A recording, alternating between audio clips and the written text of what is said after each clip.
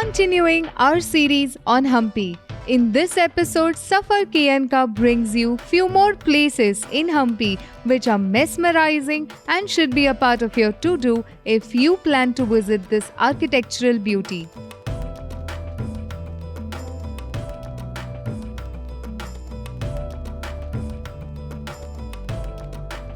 Vithala Temple is one of the most important temple found at Hampi, as it marks the highest workmanship, indicating the mature Vijayanagara phase of architecture.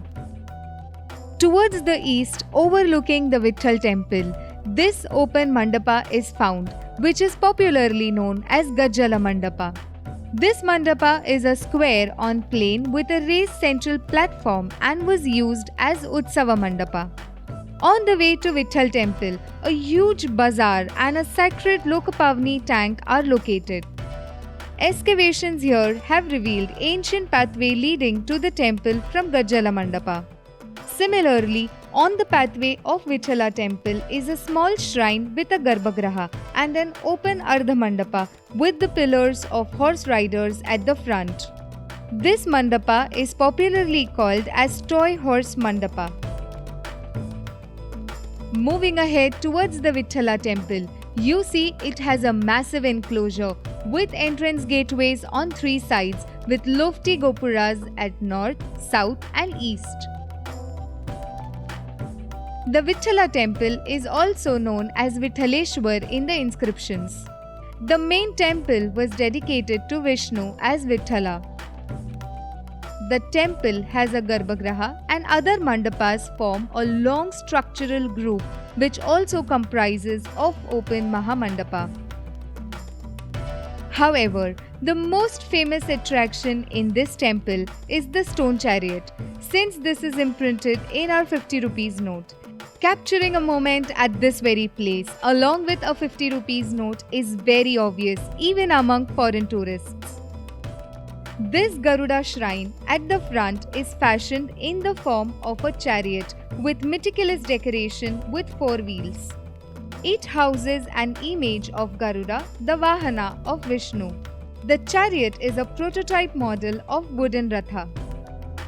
Moving ahead is Queen's Bath. Queen's Bath is a large square structure with a plain exterior and an ornate interior. This building is in Indo-Islamic style. Around the square bath in the middle are corridors with ornate balconies. On three sides, large arched openings provide lighting necessary to the monument. Just after Queen's Bath, we enter Royal Enclosure. Royal Enclosure is situated on the western side of the Queen's Bath. Royal Enclosure is known for its water system, large halls, pillared shrine and different types of water storage tanks. In Royal Enclosure, Mahanavami Dibba is a prominent structure that attracts the attention of the visitors. The structure is named Mahanavami Dibba owing to its usage during the Vijayanagara period. It was on this elevated platform the king used to sit and watch festivities during the 10-day-long Dashera festival, which is also known as Mahanavami festival.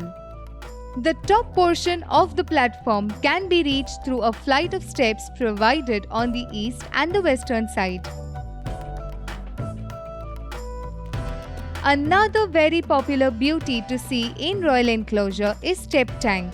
The tank is totally different from other structures of Hampi, as Step Tank is constructed using finely finished blocks of black stones. All the steps or the stones bear some sketches or marks made by the architects. This tank was used for religious ceremonies by the royals. Usually these tanks are made near the temples and used to accommodate bathing, cleansing activities before prayers.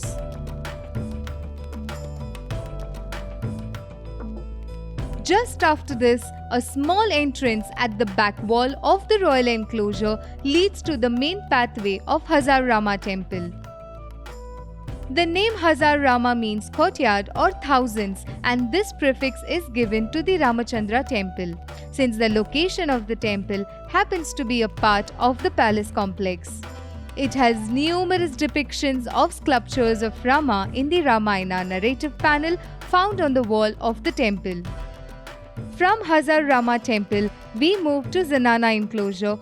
Zanana means woman in Urdu. This was basically residential quarters for the women of royalty. Lotus Mahal is another important secular structure at Hampi. The Lotus Mahal is also known as Chitrangi Mahal. Its remarkable and unmistakable design is the main highlight of the palace. It is one of the only handful few astonishing buildings in Hampi that had not been damaged or destroyed amid the attack on the city. A small guarded entrance on the eastern enclosure wall of the Zanana leads to the area of Elephant Stable. This long building with a row of domed chambers was used to park the royal elephants. There are 11 domed tall chambers, some of them are even interconnected. Right next to Elephant Stable, we see Guards House. Guards Quarter building was strategically located to provide security for the Zanana enclosure, inside which the treasury was present. After Zanana enclosure, the another popular tourist attraction is Prasanna Virupaksha temple.